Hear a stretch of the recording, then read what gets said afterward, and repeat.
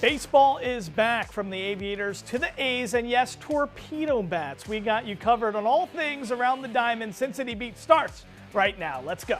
From Las Vegas, this is Sin City Beat.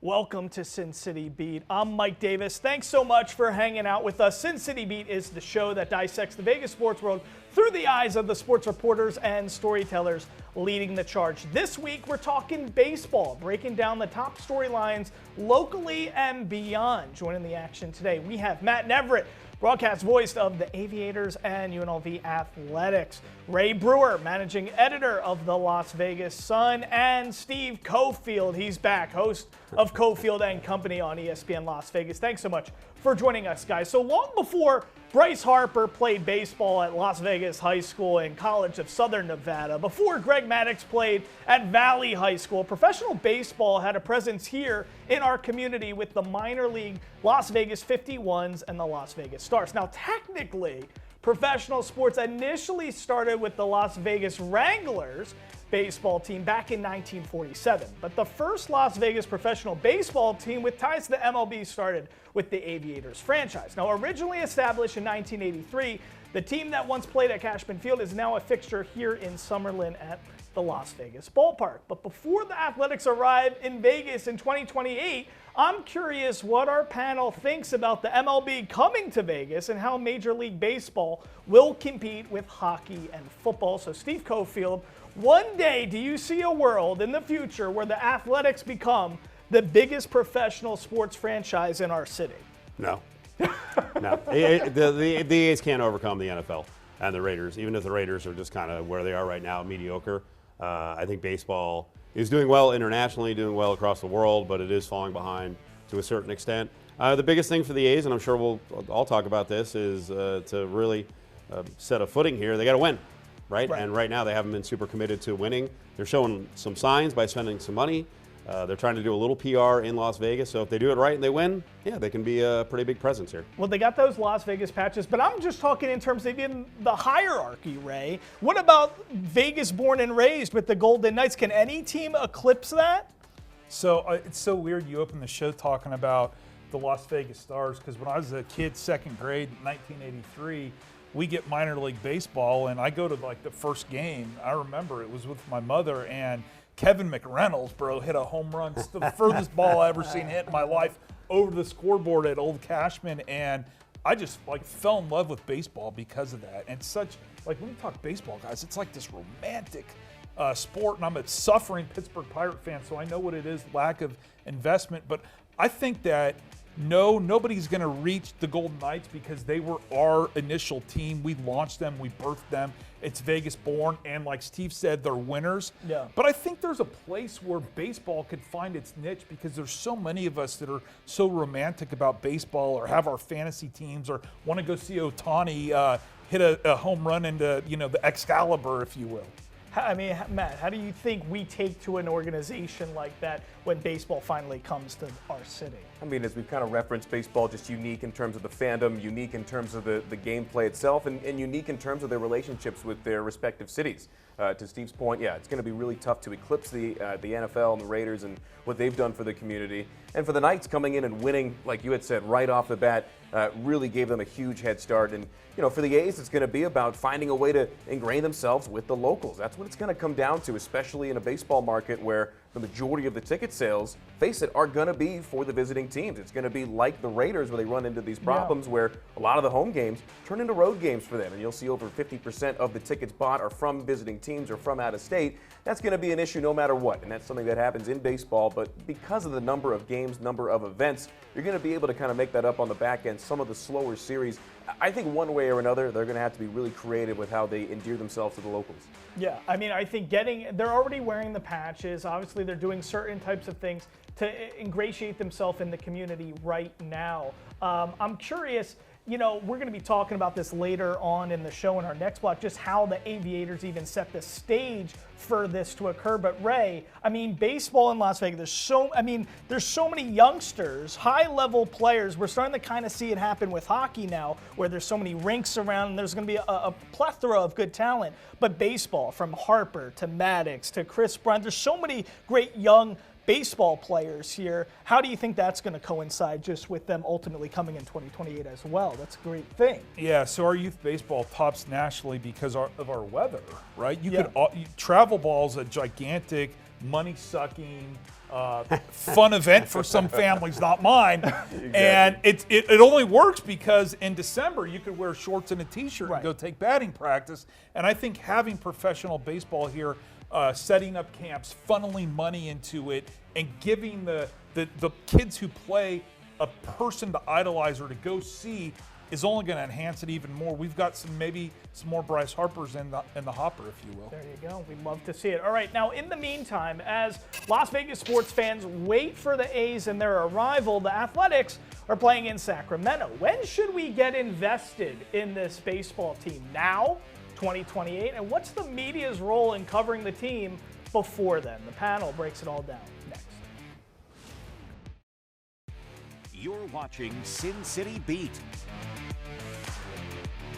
2028 is a long time away, so in the interim, should Las Vegas sports fans be invested in the Athletics while they call Sacramento home? Ray Brewer, I want to know, is your family minivan already decorated with the Athletics logos and stickers? So we have the Pittsburgh Pirates stickers, and that's not going to change because, like I said, we're in a long-suffering relationship. However, I will say the A's yellow and green is so sexy, and I almost bought an A's hat the other day because I'm really proud that we're going to have a pro baseball team in town. I love the sport. I'm a baseball guy, and anybody who wears Las Vegas on their chest, or right now Las Vegas ad on their sleeve, I'm going to root for them because they're out there fighting for us and further cementing our city, right? I'm not naive. 10 years ago, we couldn't get any pro sports teams. The NFL told Tony Romo not to do a fantasy football convention here on the Strip. And all of a sudden, the Golden Knights come here. They totally changed the narrative. Yes. People are going to the games. We're changing the way how a game day looks and feels, right? It's a concert, it's a rock show, it's an event. People are taking photos for their Facebook page. And I think baseball could have a similar impact because of everything we established and just how cool it is. So eagerly anticipating it, not quite there on the stickers yet. I mean, when Ray Brewer's usually talking about sexy, it's usually Paul Skeens. Yeah. So, it's interesting that you're talking about colors, but no, that's great stuff. Listen, Steve, this is fascinating to me because as media members, sports media members, I'm curious where you think we should be in terms of our coverage in preparation for something like this. Tell us what you think and how we can learn potentially from the Raiders and their move to Vegas. I think we should cover it, and I'm starting to, and I was just talking to Matt about some of the prospects, so I'm bought in on that end. I do think the A's have to do a good job, and in the opening block I was saying, no, they're not going to surpass the Raiders. I don't think they will, but if they do some grassroots stuff, like Ray mentioned, get out in the community, invest like VGK has with the kids, and invest like the Raiders have. The other thing is I would love to see them be really fan-friendly when they open the stadium, which means affordable parking, affordable concessions, like little things like that ingratiate you with fans. I think we should start covering it. I find the Sacramento story is fascinating, and the other part of it is the stadium thing is not officially done. When the shovels go on the ground and some things start rising, from the surface, then I think we're 100% in, but I'm going to cover it, and I do think there's a baseball audience out there, and the fact that it's local, and I'll say for me, I grew up a Yankees fan. Don't take this the wrong way, A's people. I don't view the A's as a threat right now, so I can have a second team in the American League. Right. And I think the A's culture and their history is really cool. The sad thing about the culture is I want the guys with the drums and everything, those lunatics to be here. I don't think they're going to get over this for 5-7 years. No, it's a historic franchise. There's a lot of great culture and history behind it. So it's going to be interesting to see that occur. Matt, what's your take on this? I know you're all in with the Aviators and everything that's going. So you already have some good ties. What have you seen uniquely from your perspective? Well, it's interesting with the way that it's laid out as far as, you take the Golden Knights example. Let's just say at the same time that the A's announced that they were planning this move to Vegas, instead MLB swooped in and said, nope, we're going to move you elsewhere and we're going to give Vegas a brand new expansion franchise. You guys could probably agree that stadium would already be mostly built and they'd be probably ready to move into it by next year for the new expansion franchise. So it's a unique situation in and of that it is a team moving.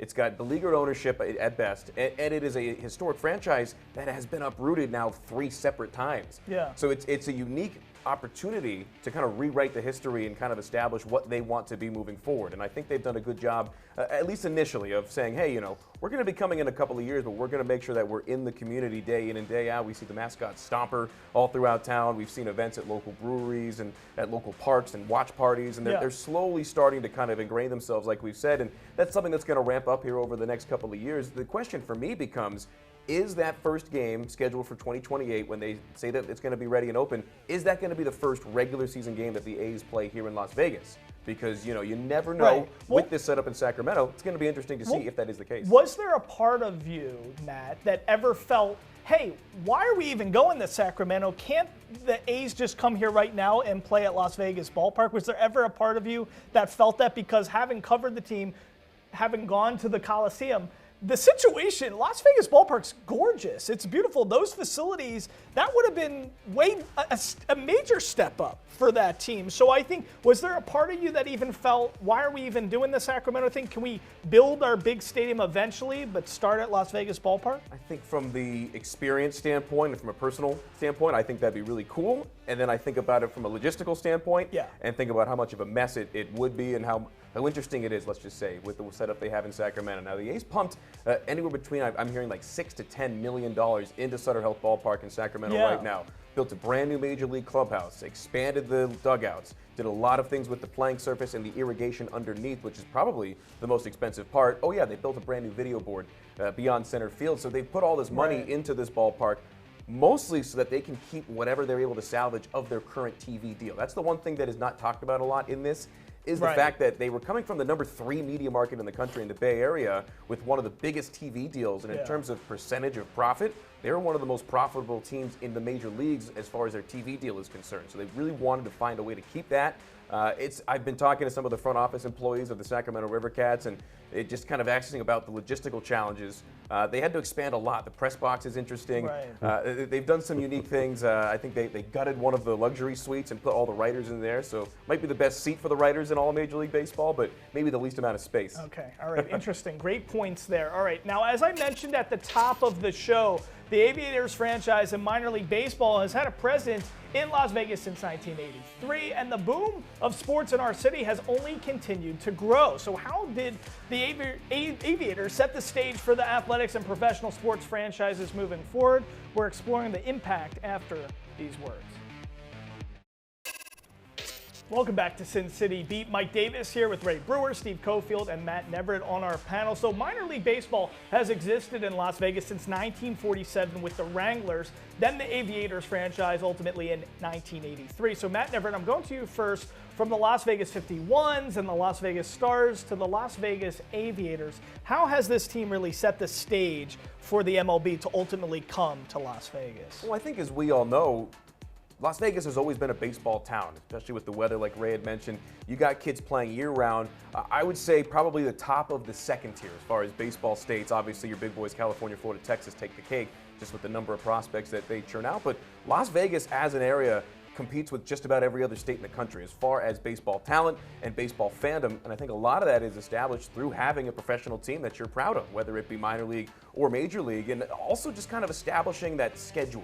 With the NFL, you got 8 games a year at home, you can plan for months in advance, you do all kinds of pre-planning. With baseball, I would say typically, especially for a minor league stadium like the Aviators, where it's cheap, parking's free, easy to get to food, easy to get in and out as well with the 215 right there, it can be more of an on-the-whim decision. And I think that that's where you kind of get those fun experiences, especially for families and really especially for kids, which is one of the things that the Aviators do better than just about anybody, is getting the kids involved. I think when you kind of establish that fandom, establish that schedule and that mentality in the local fans, I think it makes it easier to take that next step when you're getting a bigger, nicer ballpark, better team on paper, and just a better experience, again, on paper. It's all about laying that foundation, though, with the minor league team, especially in a market like this. 100%. And Steve, you know, you and I have a critical eye with a lot of things in life, and I think we're simpatico on that. But to me, experience for even non-serious sports fans is something Vegas has really done a great job with. When it comes to the Vegas Golden Knights, when it comes to the Raiders,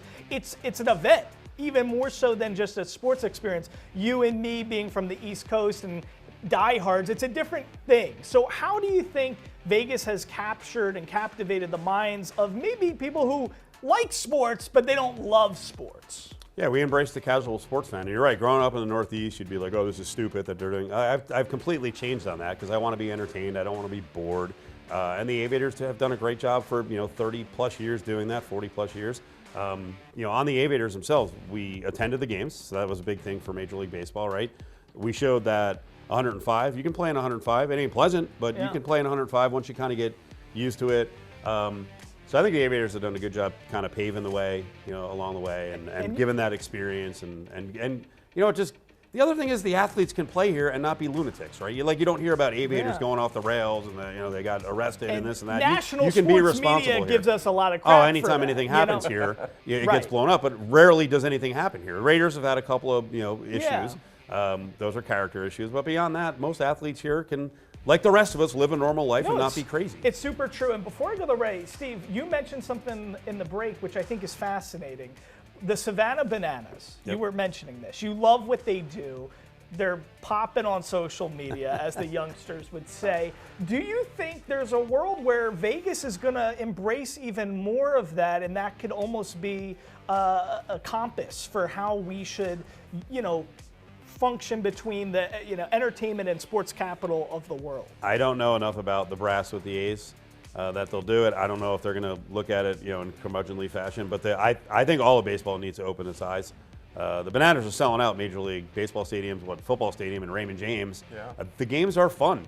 Baseball should be fun. It shouldn't be such a stiff, serious experience. Let's have fun, and the A's should follow the example of the Raiders. I mean, the concerts, the music constantly, the VGK games, it's always something going on. David Perico with the Raiders. Baseball can be really slow. It's so better liven it up. Where are you on this? Are Here you we a go. Savannah old Banana? Old school, younger than me. So I remember when the Golden Knights launched in 2017. Yeah. The traditionalists in the NHL were like, "Oh my gosh, these people in the desert that don't know hockey, they're disrespecting the traditions of the game with the pregame and all this and the fun." Now every team in the league does it, right? So Vegas was a trendsetter. So I agree that when the A's come in, they're going to have to take an eye to make the game more than the people on the field. A lot of us go to games not for the outcome, but to sit with friends and have a soda, or to take your kid to play in the kids' park, for us people with kids. And when you talk about the history of how the Aviators / A's paved the way for pro sports, look at all the cool people we've seen over the years, right? Tony Gwynn, I got to see when I was a kid. Matt Kemp was like the great biggest prospect. And you knew when those people were coming and you could go check them out. And that's the advantage that the A's have. You're telling me Ohtani's coming to town? Right. I'm paying whatever to go see him hit a home run. 100%. Right? If the Yankees are coming to town, I'm not leaving until Aaron Judge has his last at bat. Well, guess what? You just set the greatest transition for us, because we're going to be talking about the Bronx Bombers coming up. Fair or foul? I'm pretty sure we ripped that from PTI. Shout out to Tony and Mike. When we return, Sin City Beat is jumping in on the Torpedo bat debate. Two words have consumed baseball media since opening day: torpedo bats. Since the Bronx Bombers tied the MLB record for home runs with 15 in an opening 3-game series, and then a franchise record of 9 dingers in the 20-9 win over the Brewers, bats have been all the talk. Now, the one piece of sports equipment that seemingly has yet to evolve since the good old days of Ted Williams is suddenly the fixation of the entire sports world. So, Steve Cofield, our panelist, who also happens to be a Yankees fan, what do you say to sports fans who are complaining about the torpedo bat? I am objective on this because there are other guys around baseball using the torpedo bat. Yes. If I'm correct, they're using it in softball, right? Oh, yeah. So the innovation is already here. It's a legal bat. They brought in an MIT professor to perfect the bat, at least for certain hitters. It's legal. It's not PEDs. It's legal. So what is the issue? The issue is it's the Yankees, which is funny because the Yankees are not the evil empire anymore. It's the Dodgers. And watch how many Dodgers will have this torpedo bat. You know what? And I'm all for it. If Shohei Ohtani gets the bat and he goes 78-60, let's go. Well, you know what? It's legal. And that's the key here. The MLB rule 3.02 says that a stick, a baseball bat, cannot be more than 2.61 inches in diameter and not more than 42 inches in length. So a lot of players are adjusting their bat to make the wood deeper and larger in different parts of their where they want their sweet spot. Ray's already grinning at me, thinking of It's like a science paper here you're reading. But listen, what do you think to that? Because the first thing you said during the break was steroids, which has nothing to do with this. So why are you bringing that up? No, two things. I think right now the bat is legal, but come this offseason when the rules committee meet, it might be different. And it is a good question. If Ohtani hit 78 dingers this year, is he the home run king, or is Bond still the home run king, or was Bond never the home run king? Is it still Henry Aaron? Why is baseball so scared to have fun? Yep. Matt, innovation. We're 90s kids, right? I liked the steroid era. I liked Mark McGwire. I liked Sammy Sosa. I had fun with all that stuff. To me, we're talking baseball in a time when the draft for the NFL is happening. Is this such a bad thing, the torpedo bat? I don't think so, especially with the storylines and the coverage around it. The one thing that I thought of immediately is that guys have been moving weight around the bat for years and years. You remember Joey Votto with the hockey puck knob? That's just moving the weight from the end of the bat down below the hands to make it less end loaded. You see Jeff McNeil with the way that he had the really no knob. It just kind of expanded and he choked up 5-6 inches. He can't hit a beach ball on a breezy day. Well, that's why he's not using the torpedo bat. But I mean, guys have been moving the weight around the bat forever and ever. My thing is that it benefits a very specific type of hitter, a guy who never hits it off the end of the bat. It benefits the big sluggers and a lot of reasons. Yeah. But I think the best thing I've seen about it was from Aaron Judge when they asked him. They said, hey, a lot of your teammates are using this bat. Yeah. They're having a lot of success. 20 seconds. Why aren't you using it? He said, I'm hitting just fine without it. Yeah, in more exactly. words than that, He did certainly fine without it. Ellie De La Cruz with the Reds. He had 7 RBIs, career high with the Reds when he used it for the first time. But everybody's using it. The Braves have already ordered it, so don't get too worked up. Ray Brewer, Matt Neverett, Steve Cofield, I'm Mike Davis. We'll see you next time here on Sin City Beat.